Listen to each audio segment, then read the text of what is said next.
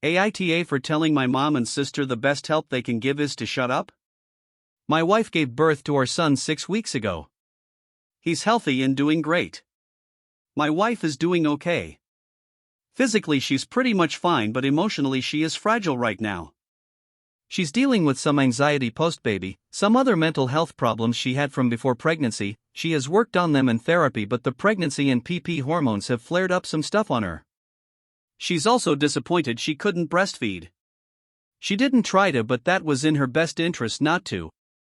And her reasons are not something she shares openly, but I'm aware, and so are her family who know her history. But she grew up in a home where the women breastfed. And while they understand, my mom and sister are also very pro-breastfeeding, like militant about it. I warned them before my wife gave birth that they were not to try and pressure her or give her helpful tips about it when it was not happening. They didn't listen to me and brought her some info from a breastfeeding group they're both members of and told her there was zero reason for her not try. This resulted in me telling them to leave. I let the rest of my family stay since they were good. But I told my mom and sister they had ignored my warning, and I gave them a very clear one. They were shocked. They said my wife never expressed a good reason for not being able to. I stated she doesn't need to answer to either of them. They asked a few times after this when they could visit, and I said not until they understand that they cannot cross that boundary that has been set.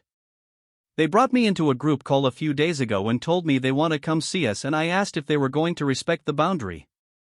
They told me they just want to help. I told them the best help they can give is to shut up and be supportive of what she's doing. I said otherwise their help is not needed and would not be helpful in any way. They accused me of being too harsh and disrespectful in the way I was talking to them, and they feel like they're being punished for looking out for my wife and my son's best interests. I said they're not doing that. They're doing what they think is best even after everything I said to them.